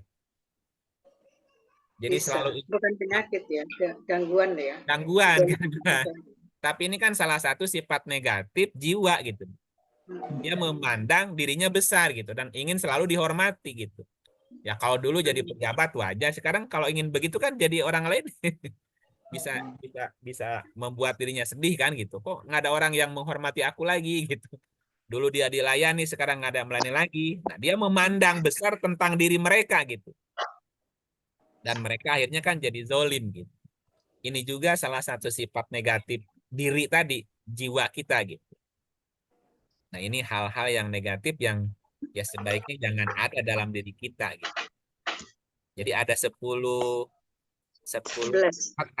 ya, 11 negatif yang dilakukan sang jiwa. Pertama tadi apa? Menipu diri, kemudian Melupakan diri. melupakan dirinya gitu. Yang ketiga apa, Bu? Yang ketiga tadi Tergesa-gesa. tergesa-gesa. Ya, tergesa-gesa juga negatif.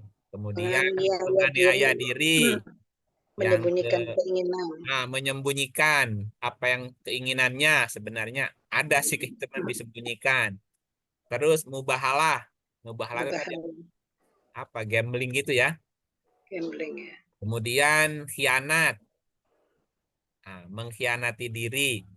Yang kedelapannya menutup diri atau mendustakan. Menzalimi, mendustakan Mendustakan ayat.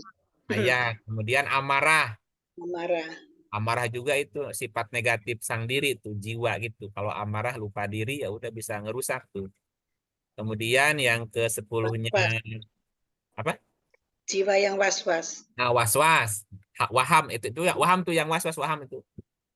Yang terakhir yang tadi takabur, merasa diri besar itu, memandang besar tentang dirinya gitu. Padahal mah udah nggak besar lagi. Nih, mesti hati-hati kepada para mantan pejabat yang dulu biasa dihormati ya gitu. Sekarang enggak kan bisa, oh itu bisa masalah itu. Itu saja Mantap. Bapak Ibu tentang apa namanya diskusi kita tentang nafas, tentang jiwa ya. Barangkali sudah dicukupkan sampai di sini. Nanti kita bisa bahas untuk tema yang lain. Yang lain ya Pak. Iya. Ya. Ada saran, kritik, masukan dari Ibu Dini, mungkin dari Ibu Erni? Nanti kita cari deh ya Pak ya, kemarin saya udah ngomong-ngomong sama Farida bahwa kayaknya enaknya nih pengkajian Pak Iip ini membahas yang kayak dulu lagi loh Pak, ya pengulangan sih memang gitu. Ya, Tapi ya nanti kita cari ininya. dari yang mau Ini nih apa Pak, ya? kalau saya tadinya berpikir ada teman-teman yang mau ikutan, tapi kalau dengar kayak begini yang sifat Allah, nafs dan sebagainya, mereka jadi ngerasanya mungkin ya, kayaknya udah ketinggalan gitu. Tapi nggak tahu juga sih sepertinya. Jadi saya pikir ada baiknya kita membahas yang lalu-lalu loh Pak, yang sepertinya menarik juga. Kayak kemarin itu kita saya sama Farida itu dengar tentang ini sekali ya, walaupun udah bosen ya bukannya bosen, perlu Udah lebih berulang-ulang. jelas Ulang. tentang itu loh, Natal ya, tentang kebangkitan tuh, kenapa kok Nabi Isa yang bangkit, bla bla bla gitu loh Pak. Ya. Ya Ya, benar. atau dibuka forum diskusi terbuka. Mm-mm. Apa yang menarik, apa yang masih penasaran kan bisa aja dibuka forum diskusi ya. Soalnya kan kayaknya pemahaman kita kan yang terakhir kan Al-Quran, padahal kan seperti Pak Ib selalu bilang, itu kan semua kembali pada kitab-kitab sebelumnya ya kan Pak ya, seperti itu Iya. ada ya kayak gitu-gitu. Hmm. Jadi soalnya kalau orang yang belum paham kan kayaknya kok kenapa jadi kita ngomongin Nabi Isa terus dihubungin sama Yesus dan sebagainya gitu loh Pak. Kemarin tuh saya dengar ada, iya benar ada diskusi seperti itu gitu. Iya, iya. Saya sampai bilang Pak di sana, ingat waktu Pak Aib ngomong tentang itu di Perempuan Nusantara itu Pak, yang Pak Aib ngomong tentang Pancasila. Iya. Nah, itu Pancasila itu kan Pak Aib membahasnya dari Al-Quran, dari Islam, dari Nasrani, dari Buddha, dan dari Hindu kan ya Pak ya waktu itu. Iya. Saya ingat banget tuh. Ya, jadi kayaknya kan semua agama itu kan ada ya Pak ya kesamaannya. Ada titik kesamaan, ada titik kesamaan. Ya kita kan cari titik sama, bukan cari titik beda. Gitu. Ya, kayak gitu-gitu. Ya, Kita kan diciptakan sudah memang beda, kenapa dicari-cari perbedaan? Kenapa nggak tidak cari persamaan kan gitu? Dari perbedaan itu justru untuk menyatukan gitu kan ya Pak ya. Iya. Gitu. Menarik loh Pak. Soalnya ini kan teman-teman lain juga mungkin punya usul apa? Iya. Bisa juga. Iya. Iya. Ini Bu Dewi nggak ada komentar nih dari Mbak Dewi lagi nyimak. Gimana ya? iya. Besok Mbak Dewi mau ini. Saya ada dari tadi, nggak apa-apa, nggak usah bicara juga nggak apa-apa. Mbak Dewi besok mau ini mau hajatan. Oh, hajatan apa, Bu? Hajatan apa? Ponakannya menjadi Prof. Aduh, Wah. udah banyak. Hari Selamat. Sabtu toh, Er? Hari Sabtu Kalau kan, sudah Er? banyak. Sabtu. Iya. Selamat ya, Bu. Ya, udah banyak, Pak, berturut-turut. Sekarang profesor muda-muda banyak. Iya. Lagi obral profesor, Pak. Oh, diobral, Bu. Iya, kalau Bapak mau beli lagi murah, mumpung. Aduh. Enggak. Ntar menipu diri lagi. Menipu diri. Iya. Enggak, Pak. Kalau saya mau menerjemahkan dalam satu kalimat saya aja ya, Pak ya. Iya, Bu. Iya. Gimana, Ibu? Jadi Maaf, Erni, Iya. apakah maksud Erni per topik? Jadi ada masalah satu, lalu nanti dilihat dari berbagai Ya, ayat. boleh kan, Pak Yadin ya, mau begitu juga bisa. Maksudnya begitu? Atau mau diskusi aja, ada pertanyaan apa gitu kan menurut Iya, saya jadi sih menarik. ada Seperti yang permasalahan, kita satu masalah apa, lalu dilihat dari ayat-ayat Al-Quran, begitu? Iya, seperti yang waktu kita masih di fakultas itu loh, Mbak Ya. Lola. Kan kita membahas satu topik apa gitu. Iya, saya pernah ingat waktu kita bertanya pada Pak Iip tentang LGBT, ya. Lalu Pak Iip mengambil ayat-ayatnya, ada beberapa ayat sampai ayat memaafkan ya kalau dia tidak melakukan lagi gitu. Tapi kalau itu berdosa besar atau dengan ayat ini ayat itu, sehingga kita tahu kalau satu permasalahan ada didukung oleh ayat-ayat tertentu. Begitu maksudnya. Ya, seperti itu, Pak. Seperti itu, Mbak. Ya, kalau yang dilakukan sekarang ini mungkin uraian yang sistematis tentang satu hal, jadi seperti kuliah begitu jadinya kan, dari misalnya tadi nafs gitu. Ya, itu terus semua sampai jelas begitu. Tapi yang diinginkan mungkin juga adalah per topik yang jadi masalah apa sekarang begitu ya. Jadi nanti maksud mungkin begitu kalau saya nggak salah tangkap keinginannya. Kalau Mbak Lola gimana, Mbak? Kalau saya sih terserah, saya juga kalau ini kan kita mendengar saja pasif karena uraian kan, benar nggak? Kalau itu kita memang apa sih sekarang masalahnya, misalnya kecurangan, soal kecurangan kalau di dalam kayak menghadapi pemilu kan banyak orang yang curang. Itu gimana sih Mas? Itu yang hangat ya, Mbak ya. Sifat-sifat begitu. Misalnya aja saya nggak tahu sih apa. Saya pikir malahan tentang keseharian aja, tentang sholat atau apa sih itu maknanya begitu, itu juga saya masih kurang sekali gitu ya. Iya, makanya diulang-ulang ya, Mbak ya. Tapi kan saya ngikutin aja apa yang Pak Iip berikan gitu ya. Misalnya ini aja, jadi permasalah begitu, tapi yang disetujui oleh teman-teman lain, atau tiap orang boleh mengemukakan apa yang ingin dia pikirkan, lalu dibahas. Gitu. Kayak soal warisan dia, Pak ya. Kalau saya dengar, ya dia berapa kali kita dengar di mana? Kan pagi itu kita suka dengar apa kayak pejuang subuh lah, Nasruddin segala macam. Ya, saya menangkap itu yang Erni inginkan begitu. Jadi kayaknya apa ya? Ya nggak tahu sih. Nanti kita pikirkan lagi deh. Iya. Tadi ada Ibu Dewi. Halo. Bu Dewi tadi mau ini. Bu Dewi tadi mau mengucapkan Mbak Dewi gimana, Mbak? Ya, ini udah azannya tempat saya udah panjang, apa mau terus? Kalau enggak saya nanti kepanjangan bicara, jangan deh. Enggak, satu kalimat nggak apa-apa, Bu. Kan satu kalimat katanya tadi. Maksudnya Mbak Dewi kapan-kapan aja. Udah ini. Kalau kita topik-topik yang lalu kita ini, bukan yang lalu sih, yang lalu itu kan ada yang umum, tapi kita pengen lebih khusus gitu, gimana Mbak? Ya Enggak. baik aja kalau menurut saya itu, tapi kita serahkan pada Pak Iip yang terhormat gimana, atau Ya, selang-seling. oke. Ya. Heeh. Mm-mm. Ini Ya. Bisa jadi didiskusikan di WA topik grup mungkin ya. Iya. Di WA ya. grup bisa didiskusikan. Jadi pembahasan nafas dianggap selesai dulu. Nanti Ya. berikutnya Ya, kita bahas topik yang lain gitu. Nah, tadi ada Bu Dea mau menyampaikan sesuatu, Ibu, silakan. Enggak deh Pak, satu kalimat aja. Ini masalah nafas.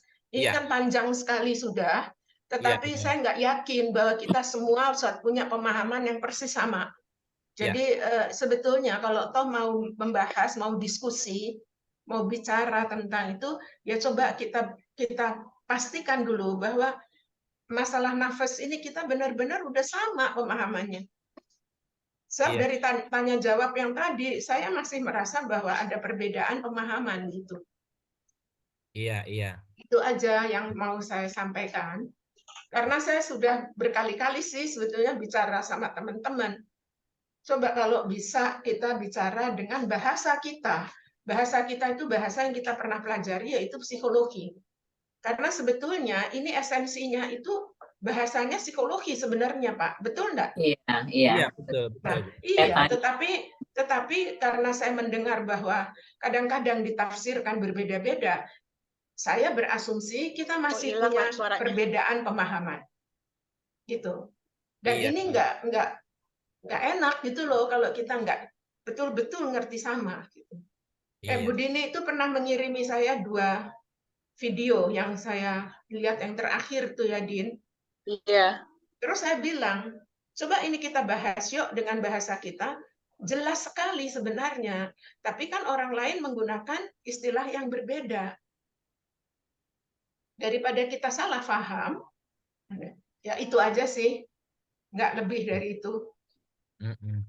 Iya. Saya Yaudah. kira Pak Iip juga sangat tidak keberatan kalau Iya. kita punya, kalau menurut saya atau menurut kami ini Pak, menurut kami ini Pak, gitu loh. Iya.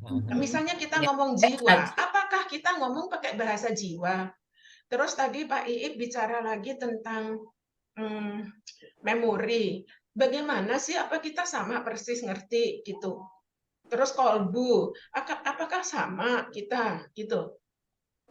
Maksud saya sebenarnya itu bisa aja kita menggunakan istilah-istilah yang kita pahami, yang mungkin secara umum juga teman-teman lain bisa memahami secara mudah gitu.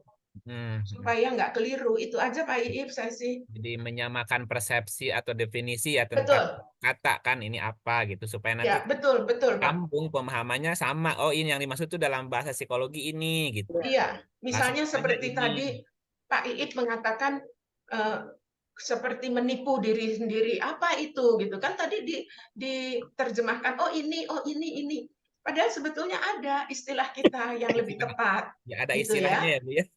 Benar. Ya kata di was-was, apa istilahnya ya Iya, was? betul. Misalnya kecemasan atau apa gitu ya kan, ada bahasa misalnya tadi jujur pada diri sendiri atau apa tadi itu ini semua saya catat-catat sih tadi. Iya. Terus tergesa-gesa, jadi akhirnya bisa jadi begini. Itu apa? Kita punya sebetulnya istilahnya. Istilahnya. Nah itu yang kita perlukan Tapi istilahnya apa gitu. kalau setiap kali saya bilang menurut saya ini kan nggak benar juga. Belum tentu saya benar. Iya. Tapi kalau di antara kita bisa menyepakati dengan pemahaman atau dengan persepsi yang sama gitu ya, nah itu kan lebih enak gitu. Iya. Untuk Pak Iip juga lebih enak. Kadang-kadang istilahnya sama, tapi pemahamannya berbeda. Misalnya kayak saya ingat betul kayak personality ya. Personality itu buat kita ini, tapi yang sering kali dikupas, terutama kalau saya dengar Bang Dami itu, ternyata beda loh maksudnya personality di situ dengan apa yang kita pahami selama ini gitu. Jadi istilah